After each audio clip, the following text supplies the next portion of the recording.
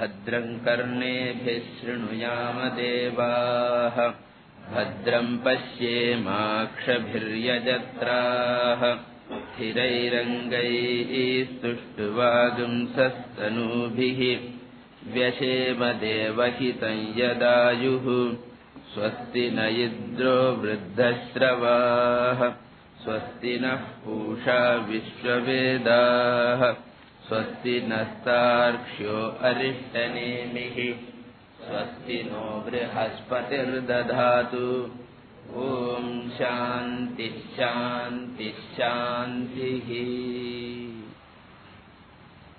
First we will see the gist of the third chapter, and then we will go to the fourth chapter. In the third chapter, the student asked 5 questions in the first mantra.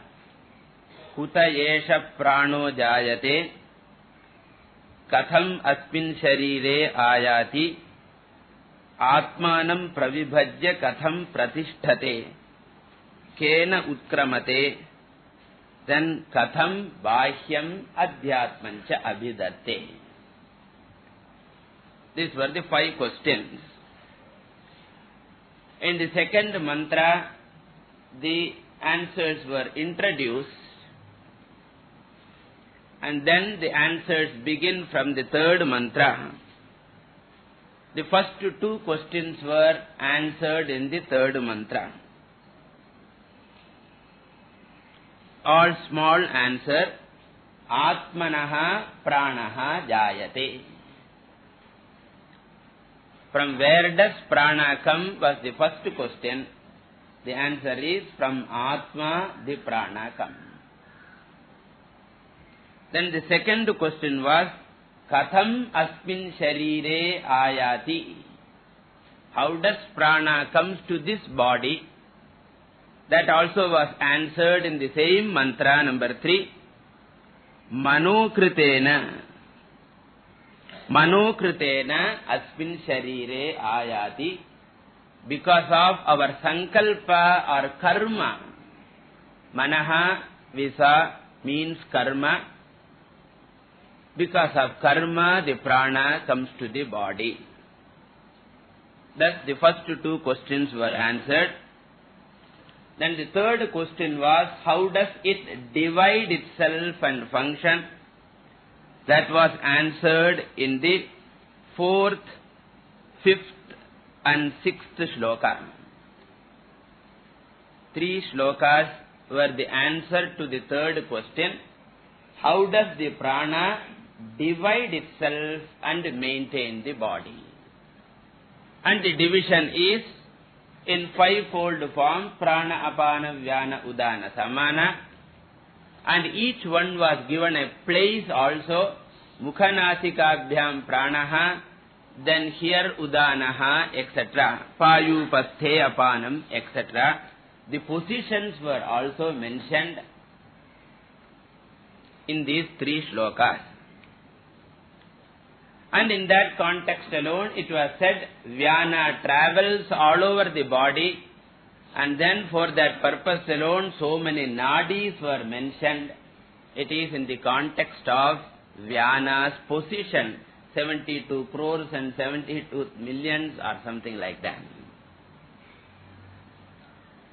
And an example was also given, that just as a samrat, an emperor, allots various functions to various ministers, similarly the prana, the emperor, allots various functions to apana, vyana, udana and samana, and itself takes some functions also. Thus 4, 5, 6 is the answer to the third question. In the 7th mantra, the 4th question was answered, Katham utkramate. How does the prana go out?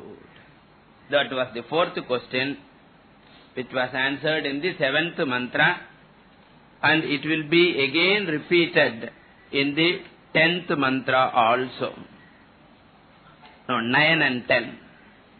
Therefore 7, 9 and 10 answers the prana utkramanam, which was the fourth question.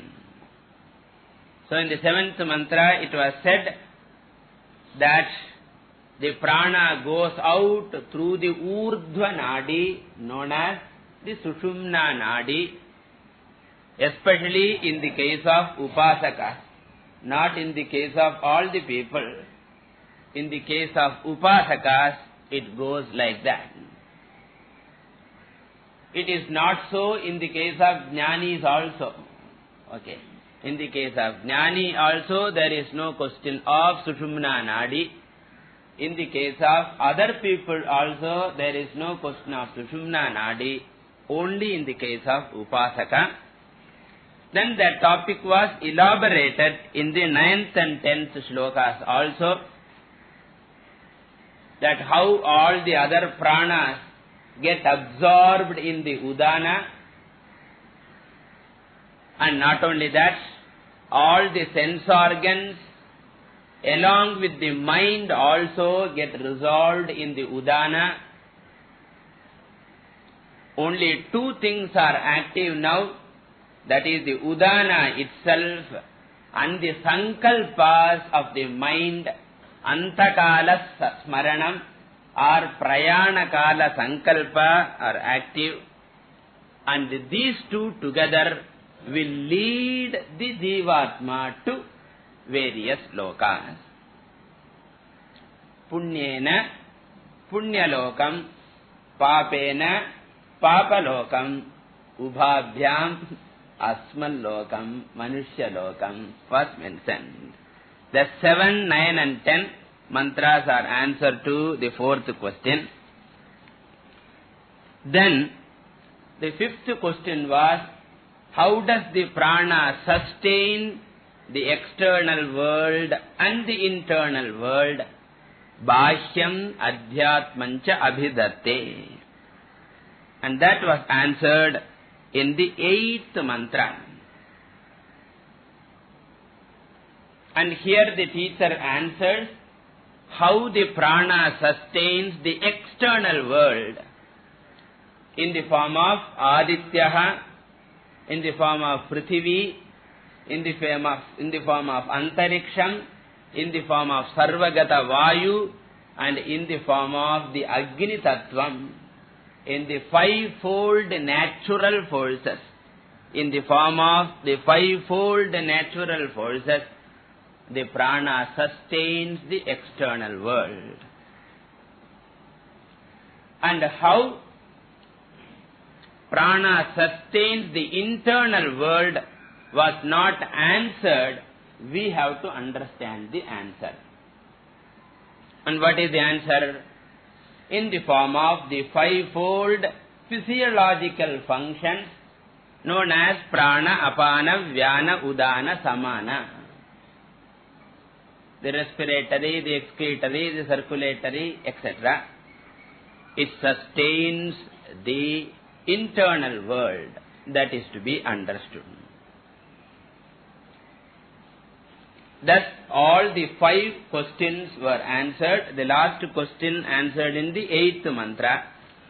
And then the whole section was concluded in the 11th and 12th mantra by introducing the main theme of prana upasana.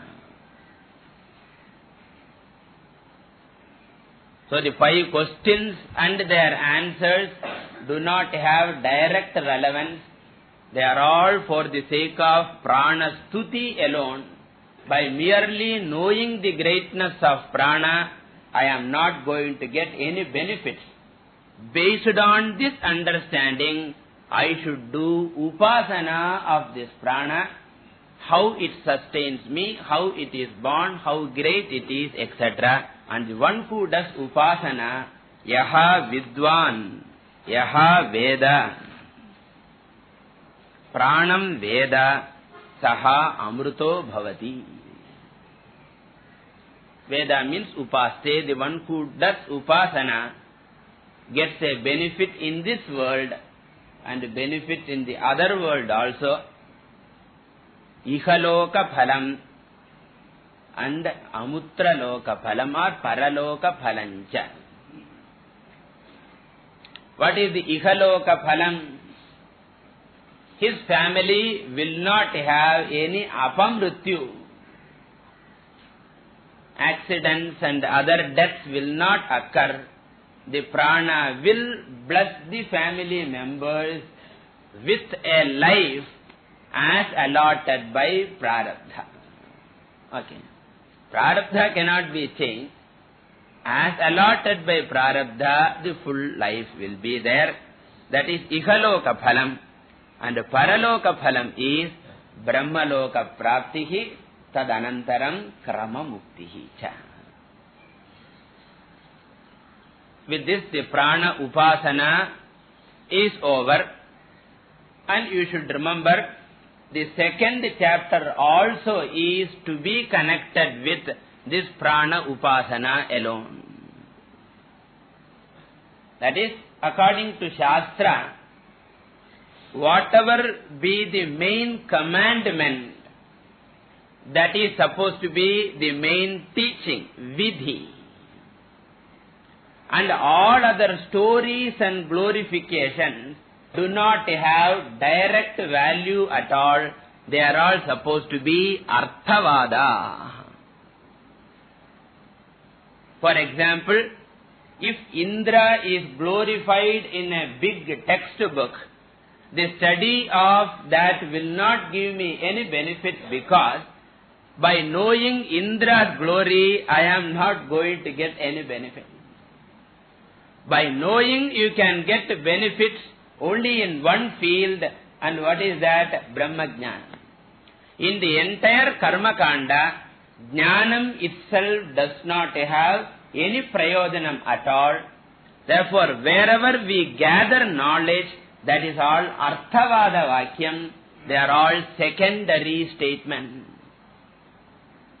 In the Karma Kanda, wherever we get descriptions of things, and we learn a lot about Swargaloka or rituals or devatas, etc., all that knowledge does not have any benefit directly. Therefore, they are all called arthavada vakya. Then, after the arthavada vakya, the Veda will say, using this knowledge, you should do some karma or upasana. That statement of commandment is supposed to be mukhya vakyam. We call it as vidhi vakyam. So, in the Karma Kanda, always importance is given to doing either a physical action in the form of karma or a mental action in the form of upasana. Wherever such a commandment comes, that alone is mukhyam. Now, if we come to the second and third chapter, in the second chapter, only prana's glory was talked about. Therefore, the whole second chapter is only arthavadam. It doesn't have any benefit directly. Arthavada vakyanam swataha phalam nasti, swataha tatparyam nasti, swataha pramanyam cha nasti. They don't have pramanyam also. So the entire second chapter does not contain any doing or commandment, therefore no benefits. In the third chapter also, up to the 10th mantra, it is only the glory of prana talked about. Therefore, that portion also is arthavada vakya alone. It doesn't have any direct benefit. Then when will the benefit come? The benefit will come when you apply the knowledge of the second chapter and the knowledge of the third chapter in the prana upasana. Only in that application of the knowledge you will get the phalam. That is, a person should sit and meditate the glory of the prana as described in the second chapter, Araiva Rathanabhav, and Rigveda, Yajurveda, etc. are born of prana. All this information must be repeatedly meditated upon, and when meditation is practiced, as a result of that meditation, this will come. Thus, second chapter is totally Arthavada, and the third chapter up to 10th mantra is Arthavada. Only the 11th and 12th mantra is Vidhivakyam, and that Vidhivakyam is Prana Upasana Vidhivakyam. Therefore, that alone is the most important part of the second and third chapter. And that is why we say second and third chapter put together is talking of Prana Upasana alone. Okay. With this, the Upasana topic also is over. What was the topic of the first chapter? So the topic was Srishti Prakaranam, and main topic was the Shukla Gati and Krishna Gati. That is, the one who goes through ritualistic portion will go to Swargaloka, and the one who performs Upasana will go to Brahmaloka. Thus, Shukla Krishna Gati was emphasized in the context of Srishti Prakaranam. That was the topic of the first chapter. And second and third talked about Prana Upasana. So thus, in the first three chapters, we have got the essence of Karma Kanda and Upasana Kanda of the Vedas.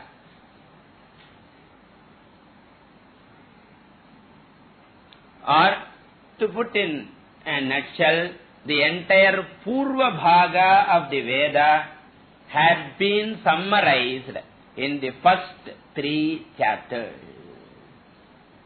Now, in the following three chapters, naturally, the topic is going to be the Jnana Kanda or Vedanta Bhaga. Therefore, the teaching of Brahma Vidya is going to come from the fourth chapter onwards. So, 1, 2, 3 is Karma Kanda, 4, 5, 6 is Jnana Kanda. Thus, Prashnopanishad contains the entire Vedic essence. Now, we will go to the fourth chapter, which is going to start with a question put by the fourth student, because 6 students are. Therefore, Alukoru Prashna. Athahainam Sauryayani Gargyaspapracha Bhagavannetasmin Purushe Kaniswapanti Kanyasmin Jagrati Katara Yesha Devaha Swapnan Pashyati Kasya Etat Sukham Bhavati Kasminnu Sarve Sampratishthita Bhavantiti.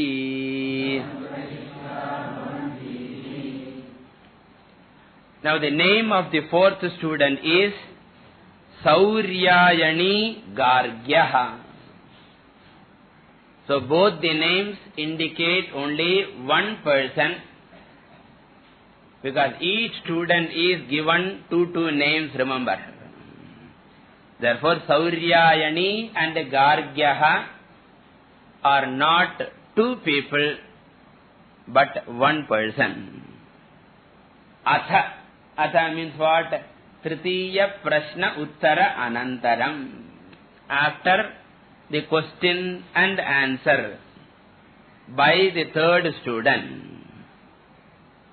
The fourth student, Sauryayani Gargyaha Papracha, asked, Hum Enam?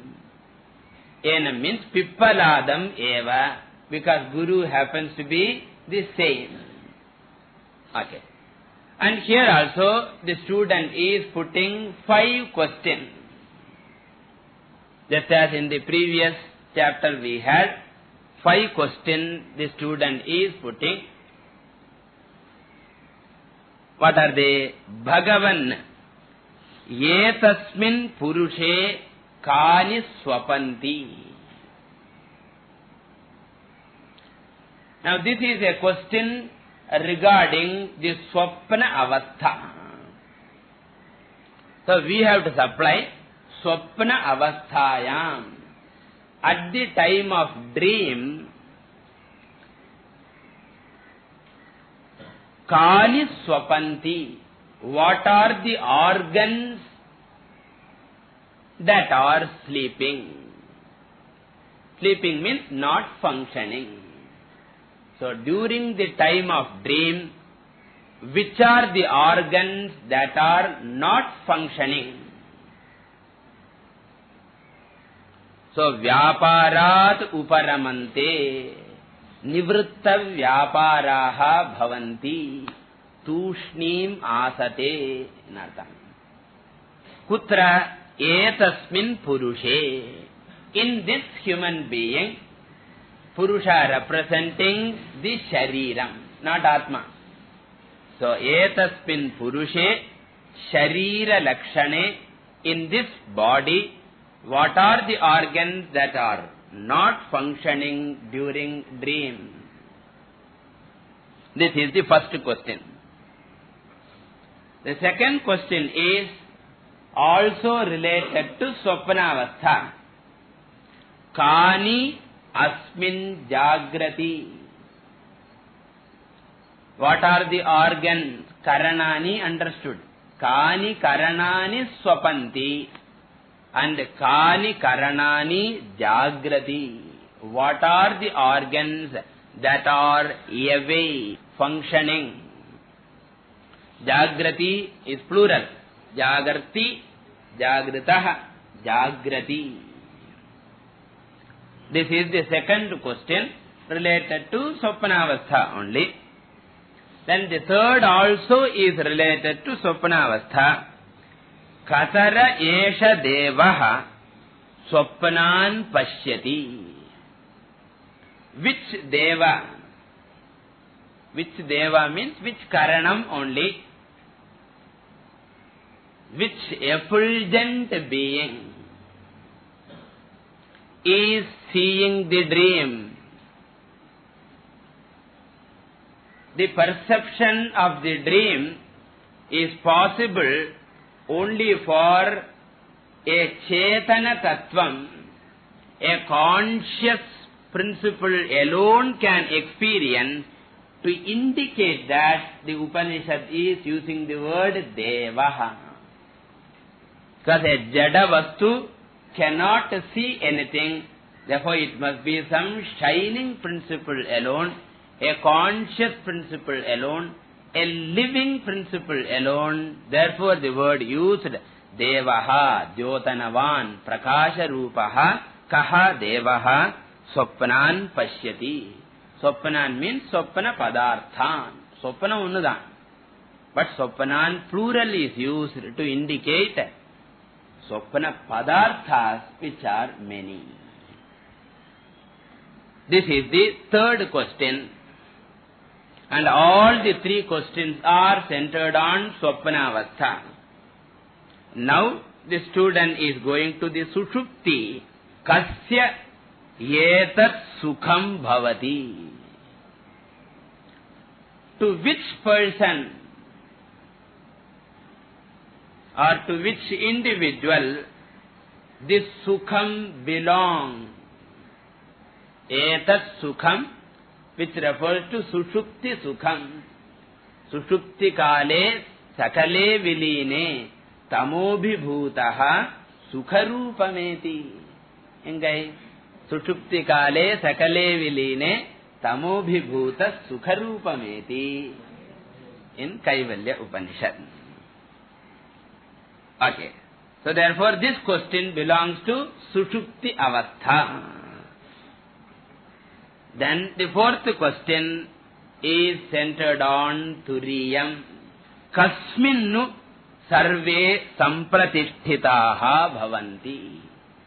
What is that adhishthanam on which all these organs are supported, based? So kasminnu indicates adhishthanam. Kasmin adhisthane turiya rupe sarve sampratisthitaha bhavanti, are all of them supported. Therefore we have got a question centered on Swapna, Sushupti and Turiyam. Only Jagrad Avastha has not been asked. If you include the Jagrad Avastha, we can call it as Avastha Traya Viveka. So this question is nothing but Avastha Traya Viveka put in a peculiar language. Because Swapna Avastha Kaha Pashyati, if you ask, the answer will be what? Taijasaha. Sushupti Sukham Kasya Bhavati. What will be the answer? Prajnaha. So therefore the question is about Taijasa, Prajna and Turiya. Vishwa has not been directly asked about. If you include that also, it amounts to Vishwa, Taijasa, Prajna, Turiyaha. Who are they is the question. If you remember Mandukya, then you will know it. If you are attending Prashnopanishad afresh, it will be a Prashna. Prashna means a little bit peculiar. So these are the 5 questions. Iti. Iti indicates the quotation mark. Iti Gargyaha Papracha. This was the question asked by Gargya to Pippalada. And in this, the 5th question alone is making this chapter as a Vedantic chapter. Because in the 5th question alone, Turiyam is asked about, and because of that topic alone, this comes under Vedantic discussion. And it is this small portion which makes the whole Prashnopanishad relevant. Okay. Now the teacher is going to answer. Taha sarva etasmin tejo mandale eki bhavanti tah punah punarudayataha pracharanti evam khavaitat sarvam pare deve manasi eki bhavati tena tarhyeshaha purusho na shrunoti na pashyati na jighati na rasajate na sprishate na abhivadate na adatte na anandayate na visrijate na iyayate swapiti tyachakshate. So the answer is beginning here. Tasmai saha ha uvacha. Tasmai gargyaya saha pippaladaha uvacha kim uttaram patals uttaram uvacha. Pippalada gave out the answer to Gargya. And in this mantra, the first question is answered. What is the first question? Kani swapanti. What are the organs that are sleeping? Which means, what are the organs which are not functioning? Which means, what are the organs which are in resolved condition? Not functioning means what? They are all in dissolved condition, dormant condition. And what is the answer that the teacher wants to give? He wants to say that the Dasha Indriyani, Pancha Jnanendriyani and Pancha Karmendriyani, the 10 organs are the one which are resolved and therefore do not function. Nivritta Vyaparani Bhavanti Dasha Indriyani. Okay? And where do they resolve? That also the teacher wants to say. The locus of resolution is Manaha, the mind. So all the sense organs are resolved into the mind during Swapnavastha.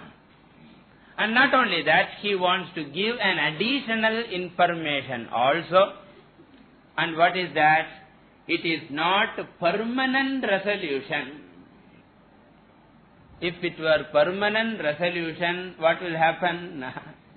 Next day you cannot wake up and see things.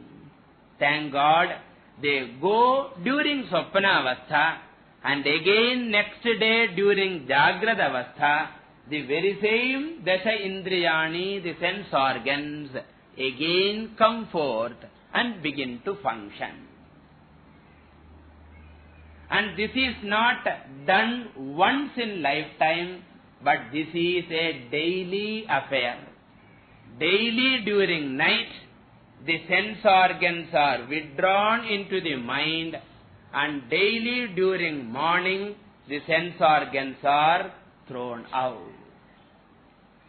Okay.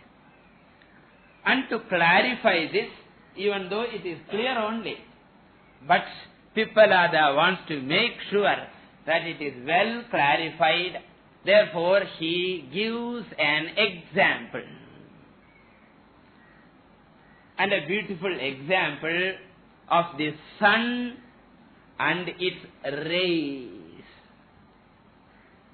The sun is to be compared to the Manaha, the mind, and the rays of the sun are to be compared to the Dasha Indriyani.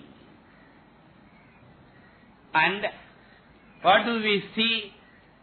When the early morning the sun is rising, at that time the rays are just coming out of the sun, and even when it has risen, you don't find the rays are not fully come.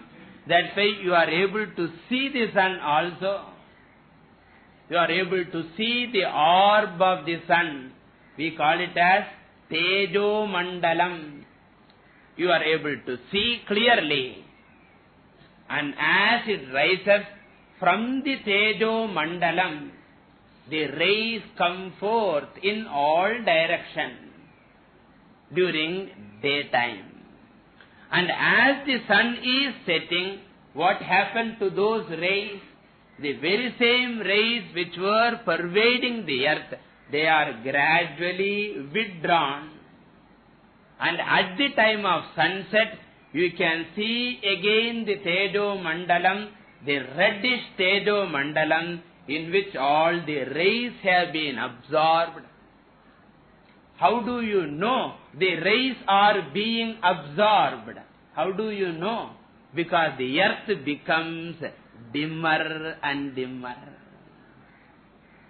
That is the sign of absorption. And when they are completely absorbed, then there is total darkness. And there is a Rendingatan state also. The light is there, but it is not clear.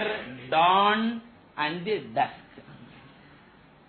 Similarly, from our mind also, in the early morning, the sense organs are coming out and they begin to function, pervade the creation, and the creation becomes brighter and brighter. Shabda, Sparsha, Rupa, Rasa and Gandha are recognized. And as the sun sets, when we are going to dream or sleep, the sense organs are gradually withdrawn. We are not able to use our sense organs powerfully. So we want to read the books during night. Many people get sleep by reading books. So then what do you find? Initially you are very bright and you are able to see everything clearly, and thereafterwards two lines will join together. Or you read one half of the first line and the second half of the second line. What is that? Sun is setting. The sense organs are gradually withdrawn to the mind. It is the dusk period. Manda andhakare eva rajju sarpadayaha bhavanti. In the same way, it is like semi-darkness because sense organs do not illumine things powerfully. You cannot say they have been completely withdrawn. You cannot say they are completely active. They are partially active like the setting sun. And then afterwards they are completely withdrawn. So this is the example. Now let us see. Gargya. Gargya is Sambodhana. Hey Gargya, are you listening? Because immediately after asking the question, getting the attention is very difficult. Often the student begins to think whether my question was an intelligent question or an idiotic question. Sometimes he feels, almost everyone feels guilty of the question. So am I fooling myself? Or am I creating problem to the teacher? Itharnal ketuttu in the question kekalama. And if there are other people, kekave vanda. So therefore I will always look around whether other people are admiring my question or they are laughing at me. So therefore always you observe, immediately after asking the question, the student's attention is not there. That's why an intelligent teacher will wait for some time, or he will spend that time by congratulating. Wonderful question, Sabat, Bale, beautiful. Or this question is a normal question. In a non-shulli, he has to bring the mind. Otherwise, another method is addressing by name. Gargya, are you listening? So therefore, He Gargya, Astam Gacchataha Arkasya Sarvaha Marichayaha Etasmin Tejo Mandale Eki Bhavanti. Puriyadalya? Astam Gacchataha Arkasya Sarvaha Marichayaha. Marichi means what? Rashmi. The rays. Of whom? Astam Gacchataha Arkasya. Of the sun which is setting. The setting sun's rays. What do they do? Etasmin tejo mandale eki bhavanti. They merge. Eki bhavanti means merge, dissolve into ekasmin tejo mandale, into one orb of sunlight, one orb of light, which refers to the Surya Mandalam. Tejo Mandalam here refers to the orb of the sun. Eki bhavanti at the time of setting. Then what do they do at the time of Udaya? That is said, Taha Udayataha Pracharanti. Arkasya we have to supply. And Udayataha Arkasya Taha Marichayaha pracharanti. Those very same rays of the rising sun. Previously it was astam gacchataha arkasya. Now it is udayataha arkasya. And taha indicates taha marichayaha. Those very same rays, not fresh ones, those very same rays which had been absorbed in the last evening, they again emerge the next morning. Pracharanti. Pracharanti means what? Udbhavanti. Prasaranti. Udgachanti. This is the example.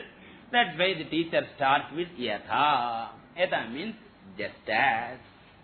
Just as this phenomenon happens, evam, in the same manner, tat sarvam pare deve manasi eki bhavati. Tat sarvam means all the organs, karana samuha.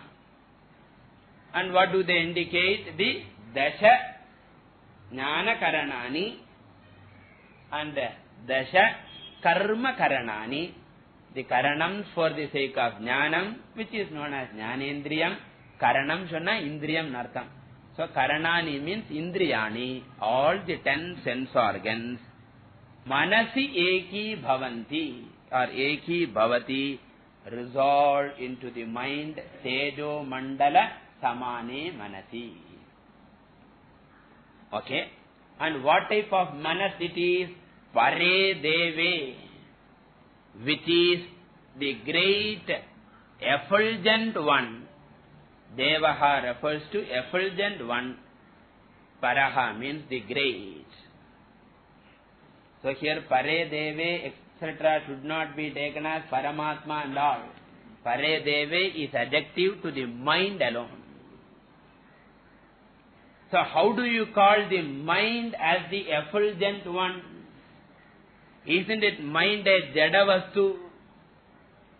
Isn't it created out of etesham panchatattvanam samasti satvikamshat? Ponavaram bhatamadiya. Mano buddhi chitta ahankara antahkaranani sambhutani. Aren't they born out of the panchabhutas? And therefore the mind must be a jada vastu. How can you call such a mind as devaha chetanam? If we ask, we are right. Mind is certainly jadam by itself. But the mind is pervaded by the chetana, atma. The chid abhasa is there very much in the mind. So therefore, abhasa yuktam manaha, endowed with the reflected consciousness, is an effulgent principle alone. That's why now the mind is a live mind. It is capable of thinking, knowing, etc. Even though by itself it is matter alone. So to indicate that, the devaha word is used. And not only that, in the third question, we are going to get kaha devaha swapnan pashyati, which effulgent principle is seeing the dream. For that we are going to answer manaha eva swapnan pashyati. And therefore, for the sake of answering that question, here itself the teacher is putting the clue. Manas is an effulgent principle. Therefore, it is capable of seeing the dream, illumining the dream experiences. So thus, it is preparation for the third question, that mind being an effulgent principle, it can illumine all the objects without the help of the sunlight. Remember, dream objects cannot be illumined by sunlight, because sun itself is not available in dream. Then what is illumining? The mind. From where does the mind get the light? Chidabhasaha.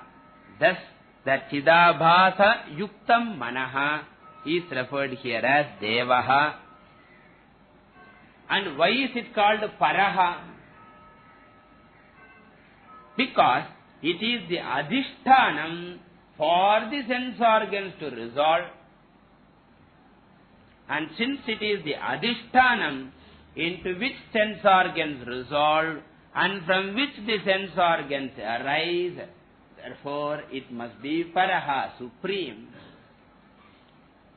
So therefore, blessed by the mind alone, the sense organs come during Jagrada Avastha, and the sense organs are functioning during Jagrada Avastha because of the grace of the mind alone. Manah pragrahavan naraha indriyani hayanahuhu.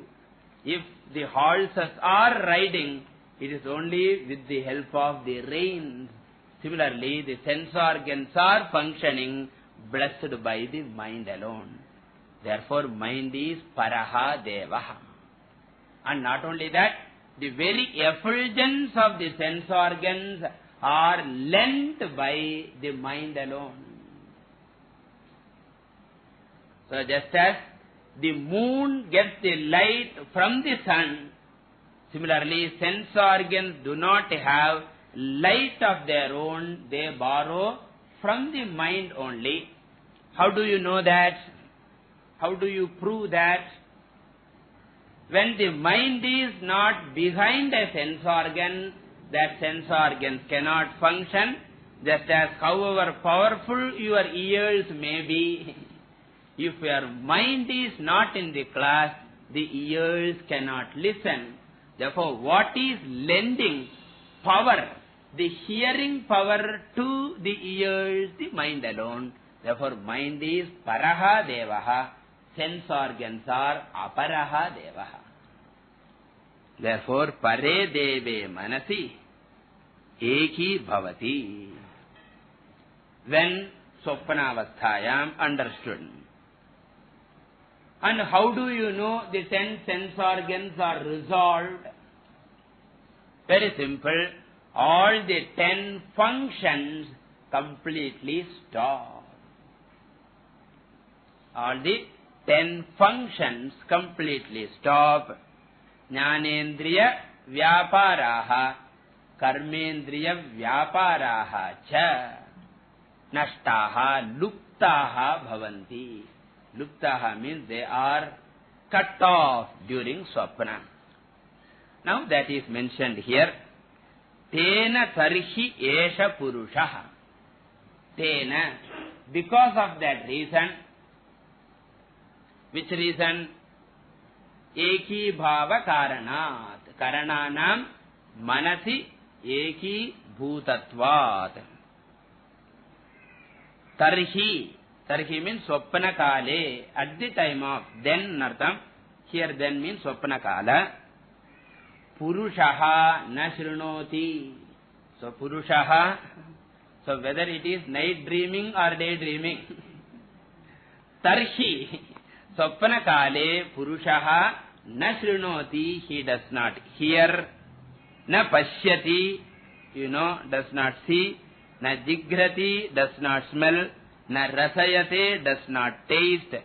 Na sprishate. Does not touch. Does not touch means does not feel the touch.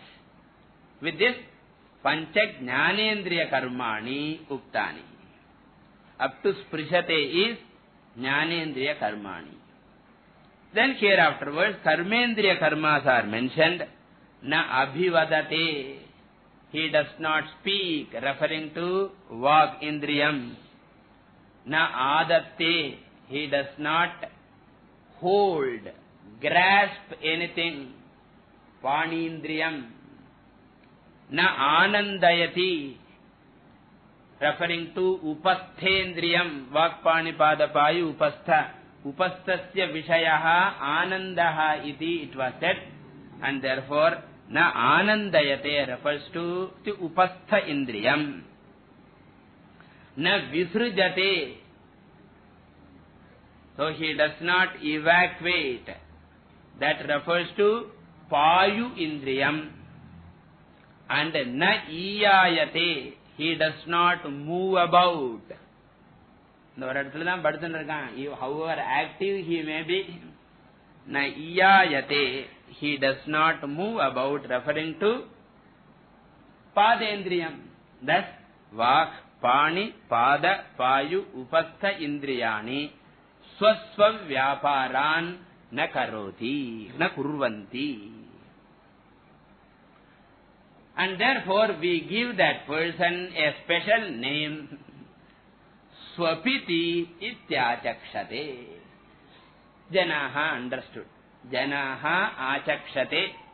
The other waking people, the other waking people say that this person is sleeping. Sleeping is a common word for dream and sleep. Okay.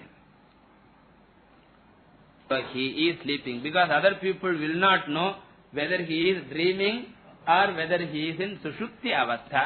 Therefore we commonly say he is sleeping. With this, first question is answered. Kani etaspin purushe swapanti dasha indriyani manasi eki bhavanti. Then the next question is, Kani etaspin purushe jagrati, what are the ones which are awake? And the answer will be what? Prana. Thank God. The pranas are awake when we dream or sleep. Imagine the pranas also, circulation stops means what? Finished. Breathing stops means finished. Therefore whether we want it or think of it or not, pranas are awake. That is going to be said in the next mantra, which we will see in the next class. Hari. Om Purnamadah Purnamidam Purnat Purnamudachyate Purnasya Purnamadaya Purnamevavashishyate. Om Shanti Shanti Shanti.